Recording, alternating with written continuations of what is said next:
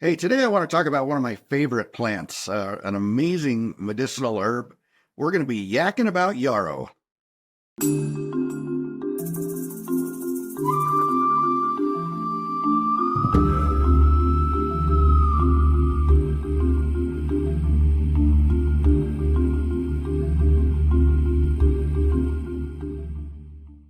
So I'm Dr. Patrick Jones from the Homegrown Herbalist School of Botanical Medicine. And, people always ask me, Doc, if you could only have 5 plants or only have 10 herbs, what would they be? And yarrow really would be on that list, whether it was 5 or 10. It's really a remarkable plant with some remarkable abilities. And we're going to talk about some of those. We're not going to cover all of them, but I just want to introduce you to this amazing medicinal flower. So yarrow is in the Asteraceae family, and Asteraceae is a big family, lots of flowering plants in that family, all kinds of medicinal plants. It's a really big family. The Latin name for yarrow is Achillea millefolium. Some of the common names are soldier wort, wound wort, devil's nettle, milfoil, they call it sometimes, or sanguinary. Has a lot of names. And when I tell you a little bit about what it does, you'll understand why it has some of those names. The genus Achillea actually comes from the Greek hero Achilles. And Achilles was mentored and taught as a young man by Chiron the centaur. And Chiron was a really great warrior, but he was also a great physician. My guess, he was also a pretty good veterinarian. I mean, half of him was a horse, right? But anyway, a prominent, well-known veterinarian and physician, he taught, in addition to teaching Achilles about, how to fight with a sword and how to shoot a bow and arrow and how to be a great warrior, he also taught him about medicinal plants. One of the medicinal plants he taught him about a lot was yarrow, Achillea, which is actually named after Achilles, millefolium. And one of the really great properties that yarrow has would be very valuable to Achilles. And so because he was going to be a warrior, we'll talk about that in a second. And Chiron taught him lots of other stuff. He never did teach him how to wear pants or how to wear shoes, apparently, but, those are things that would be easily overlooked by a centaur, I guess. He wouldn't really be thinking about pants and shoes if that part of you was a horse. Achilles grew up to be a great warrior, led the troops in the Trojan Wars, became great with a spear, great archer, great swordsman, never was any good at putting pants and shoes on. But he did train all of his Greek soldiers to carry yarrow into battle with him. And they would carry a little bag of dried yarrow into battle to staunch their wounds. One of the amazing properties of yarrow is it stops bleeding. So it was very common from the ancient Greeks all the way up until even World War I. It was very common for soldiers to carry a bag of dried yarrow powder into battle with them to staunch those wounds, whether they were from arrows or spears or bayonets or gunshot wounds. And that's why one of the names for the plant is soldier wort or wound wort. Wort means plant in Old English, okay? So soldier wort is shoulder plant, wound wort, wound plant, right? Sanguinary, which is another old name for it, means bleeding, okay? So it's the bleeding plant. So Achillea millefolium. Unfortunately, Achilles never did figure out the shoes and pants thing, and so he was never able to carry yarrow into battle himself. He didn't have any pockets. He didn't have a belt to hang it on. And one day he got shot in the foot and died. And I guarantee you, if he'd had some yarrow, he could have fixed that. Okay, so maybe he should have had a centaur and a tailor as his mentors. But anyway, sad story. So Achillea millefolium, all right? Achillea, from the Greek hero Achilles. Millefolium means 1,000 leaves, all right? So if you look at this picture, you've got the flower here, and the leaf, a close-up of the leaf, you can see it has all kinds of tiny little leaflets. It's a very fern-like leaf structure. And so that's why it's called millefolium. It has 1,000 leaves. The aerial parts of the plant are what are used for medicine. I always harvest it when it's flowering. The flower is the strongest part, but the leaf's quite good. And so I don't worry about picking the leaves out when I'm, sorting it. So when it comes into flower, I'll cut off the top 25 or 30% of the plant and use all of it. That's the medicine, the leaf and the flower. Yarrow is really easy to cultivate. It's a beautiful little flower. The native species, the one you're going to find in nature, and it grows all over North America, all over Europe, all over lots of Asia. The native is white, the native flower. But it's really easy to grow. It likes well-draining soil, likes full sun, but it does pretty well in partial sun, doesn't really care. Really easy to grow. In fact, put it somewhere you want it because it's pretty sure you didn't mean to leave it in that bed. It's a very expansive, happy, megalomaniac kind of a plant that wants to take over the whole bed. But really a fantastic, beautiful plant. And because the flower and the leaf are the medicine, that's great. I always like it when the flower on a plant's the medicine, because then my wife's not nearly as wound up if I go out to the flower bed with a pair of scissors as if I go out to the flower bed with a shovel, right? And so it's a it's a plant that you can have in your flower beds and in your gardens that looks pretty, and when you harvest it and it comes right back. There's also some colored variants of yarrow. There's yellow, there's pink yarrow, there's red yarrow. And honestly, I've used all the colors. And they all work seemingly in my hands identically. So you can use whatever color of yarrow you want. So let's talk about some of the medicinal uses. And like I said at the beginning, if I only had 5 or 10 herbs, yarrow really would be on that list because it's so broadly applicable. Like I said, the leaf and the flower are the medicine. But the root is also medicinal. We'll talk about that in a minute. But almost always for everything we're going to say, the leaf and the flower is what we're talking about. So I mentioned, Achilles and the soldiers carrying yarrow into battle. And that really is the best known use of yarrow. It has some astringency, so it dries things up. It has some alkaloids in it that constrict bleeding vessels. It has some chemistry in it also that aids coagulation and clotting. And so for bleeding, it's a fantastic plant. And I mean that internally or topically. I'm a veterinarian, as you know, in addition to being a naturopath. And in the vet practice, I used yarrow constantly. I mean, I would see all kinds of wounds coming in. Dogs with gunshot wounds, dogs that have been hit by cars, dogs that have been cut doing something dumb, dogs that have been in a fight with another dog. I mean, the wounds were something I did all the time as a veterinarian. And yarrow, if there was any bleeding at all, was my first grip. And the way I would use it, if it was a topical wound, I would take the yarrow powder and mix it with a little water and slap it on and wrap it up. And it would almost invariably stop that bleeding until I was ready to go in and sew things up and tie things off, For internal bleeding cases, it was also very effective. I would get dogs that were hit by a car and their gums are white and, they're really losing a lot of blood. And I would give yarrow internally. I would often combine it with a little shepherd's purse. But I would give that internally and it would really help slow and stop that bleeding. In a lot of cases, those dogs started looking better. Gums started pinking up pretty soon. And it just really was a game changer for bleeding cases in any case. Yarrow also has some good antibiotic properties, kills bacteria. And so that's another good reason to slap it on a wound, right? So those soldiers that were getting wounded, and that crazy veterinarian that was slapping it on bleeding wounds was also getting good antibiotic effect. And so, it's very, very effective as a poultice for wounds. Now, people often ask me about tincture versus poultice for bleeding. For internal bleeding, use the tincture. It's going to be faster, right? Don't take the time to make a tea. Don't put the powder in some water and drink it unless that's all you have. But man, if you've got a tincture, because of the vascular nature of the mucous membranes in your gums and in your esophagus, and the penetrating power of alcohol in a tincture, ethanol, it's very rare that any tincture would get to your stomach. You know what I mean? I mean, it's all absorbed before it gets that far.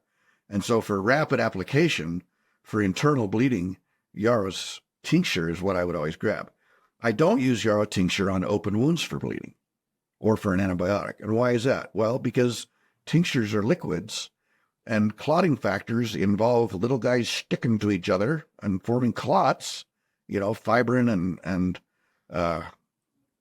coagulating enzymes and hormones and things. And I don't want to use a tincture because I'm going to be flushing those off. I'm actually washing away the guys that are trying to do the job. Plus, tinctures on an open wound, alcohol, really? Let's not do that. Okay, that's going to hurt like crazy. You could, if you wanted to, if you didn't have any powder, I have used Yarrow tincture. I dilute it with a little water so it's not as zingy. So I put a teaspoon of Yarrow tincture in about 2 ounces of water and soak some cotton with it and put that on. I've done that on bleeding wounds with good effect. But I'm not, flushing it with a syringe or an eyedropper. Does that make sense? I mean, it's just static and not moving. So that's a little better. But honestly, usually I either mix the powder with a little water and make a thick paste and put it on, or I just put the powder on. And like I said, that has blood clotting function and antibiotic function. It also has anti-inflammatory function. Okay, so think about that. You got a wound, it's bleeding, it's infected, and it hurts because of all the inflammatory things going on. I mean, what else do you want but Yarrow, right? It's going to stop the bleeding. It's going to kill the bugs. It's going to decrease the inflammation. Really a fantastic thing for wounds. In my poultice formula, Yarrow is one of the big players for all those reasons. And you think about, well, why would you put Yarrow in a poultice that's going to be used long-term for a wound management case? Because it's not bleeding after the first half hour, right? Well, it's because of the antibiotic and anti-inflammatory properties. I'm still putting Yarrow in that poultice. And those anti-inflammatory properties help inflammation in other parts of the body. If you got a sore knee or something, it'll help that. If you have pain from other things, menstrual pain, bladder inflammation pain, a lot of the things that are painful for a lot of ailments can be helped by Yarrow. Speaking of bladders, Yarrow is a really good diuretic. So that means it makes you pee more, which is good if you have a bladder infection. Okay. Because it helps flush things out. If the urine is being produced at a higher volume and moving through faster, it flushes the bacteria out of the system, right? If you had something clogging your pipe and turn the water up higher, it'll shoot it out, right? And so Yarrow is good for cystitis, for bladder infections, in part because of the antibiotic properties, in part because of the diuretic properties, in part because of the anti-inflammatory properties, because now your bladder doesn't hurt as bad. And it also has some astringency. And astringents are just herbs that tighten things up and tone things up, pull extra fluid out, extra swelling out, right? And as if that wasn't all enough, Yarrow is also a really good tonic and a really good protective herb for the kidneys. Okay. So if somebody's starting to have some kidney trouble, some early stage kidney failure, if the kidneys aren't working as well as they should, Yarrow can really protect and help the kidneys do their job.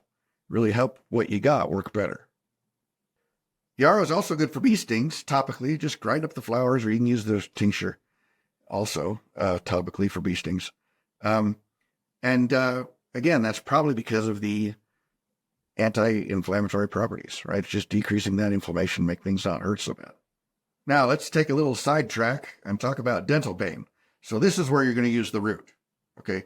Yarrow flower and yarrow leaf aren't nearly as good for this as the roots are.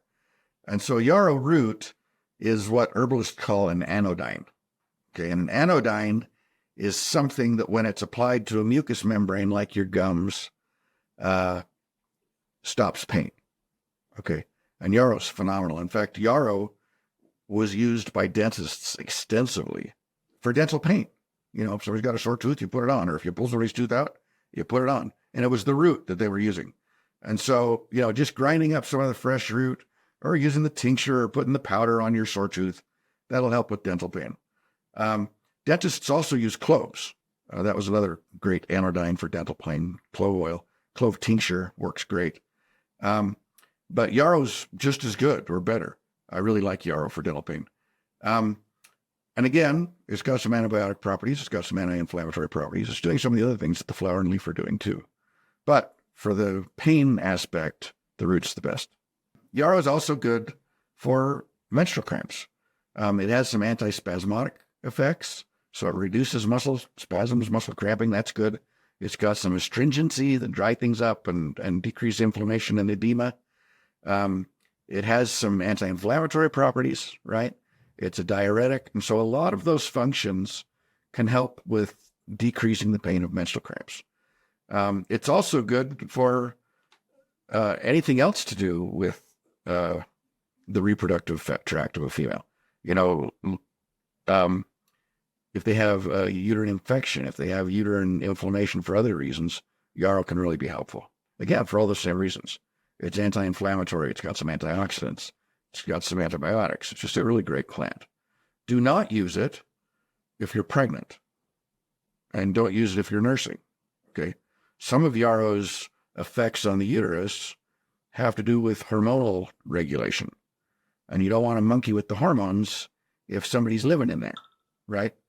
And so for pregnancy and for nursing, we don't use yarrow at all. Otherwise, it's fine for uterine complaints. Another thing that yarrow is used a lot for and is pretty famous for is fevers. It breaks fevers. And there's two ways to break a fever. One is to turn it off. And those herbs are called antipyretics or febrifuges. Yarrow is not an antipyretic or a febrifuge. Yarrow is a diaphoretic. And diaphoretic is the funky herbalist word for an herb that makes a fever work better. Okay? So if you think about it, your body's not dumb, right? And when your body's doing something, it's usually doing it for a reason. And fevers are a great example of that. And so what happens when you have a fever is that the fever improves circulation to the infection site. It improves permeability of the tissues so that the white blood cells can get in there and fight the bugs. It does it interferes with some of the metabolism functions of the bacteria, interferes with mineral absorption and some other things they need to do to be able to reproduce, right? And so a fever is beating up the bad guys. And so if we turn the fever off, and I've got herbs that'll do that. You know, I've got herbs that are just like aspirin, you know, spirea, willow. A lot of those guys have effects very like aspirin and that they turn the fever off, right? But when you do that, you're kind of fighting for the other team, right? You're apologizing to the bacteria for this rude thing the body was doing to try to kill you, right? Right? But if there's an active infection, you want that fever. And in fact, physicians, even pediatricians, are getting less and less wound up about fevers. You know, it used to be, if somebody had a fever, boy, you need to get them into the emergency room and get some medicine into those guys so they, you know, because a high fever is dangerous. They're softening up on that a lot. Okay. And if you have a really high fever, you know, if you're 106 degrees, go see your doctor, you know, but, or take something to turn that off, you know. But honestly, most fevers are doing a good thing. And so let's not turn them off. Let's help them do their good thing. And that's what a diaphoretic does. So when you take yarrow, you take a hot cup of tea, and in this case, the hot cup of tea actually works better than the tincture. There's something about that heat that activates some of those diaphoretic properties. It's a hot cup of tea, and that's diaphoretic too, right? That warms you up. And so you take a cup of yarrow tea, wrap up in a blanket, and in a few minutes, you'll break into a sweat. The fever will actually go up a little bit, not enough to matter. Don't worry about it. It'll go up a little bit. You'll break into a sweat, and it'll actually break that fever. But before the fever breaks, it'll actually accentuate some of the things it's doing and help it do its job and be done. Okay? Which is a lot more effective and beneficial for your body than turning it off. Like I said, yarrow is a tremendous plant. I've got it in all kinds of formulas. If you go to homegrownherbalist.net and do a search for yarrow, it'll pull up all kinds of formulas that I'm using it in. You know, it's in the poultice. It's in the bleeding formula. It's in the shoe flu, which is a respiratory formula. It has some activity against some other respiratory viruses too. You can just buy the powder if you want to be a Greek soldier and carry some of that into battle. But anyway, it's a tremendous herb, a tremendous plant. I use it all the time. If you would like to learn more about yarrow, I recommend strongly that you have a look at the Homegrown Herbalist School of Botanical Medicine. I mean, we have lessons on every body system, multiple lessons on each body system. We have lessons on all kinds of disease processes. We have 5 or 6 lessons just on wound management. And guess what? Yarrow is in practically every lesson in that school because it's a fantastic plant with such diverse, amazing properties. Did I mention stomach ulcers? I didn't even mention stomach ulcers. Helps with that too. Anyway, it's an amazing plant that does all kinds of things, okay? And so, if you'd really like a deep education on this plant and more than 100 others, if you'd like a really deep education on how these plants actually work, what they're actually doing, so that you can apply them to a dozen other things we didn't even talk about, because you know what they're doing, have a look at the Homegrown Herbalist School of Botanical Medicine. We'd love to join you on that journey. I'm Dr. Patrick Jones. Appreciate you listening. Click the like button, click the subscribe button, put in the comments what you're doing with Yarrow. I'd love to hear. I always learn something cool when I talk to other folks about herbs. So I'm Dr. Patrick Jones. Thanks for your time. Have a great day.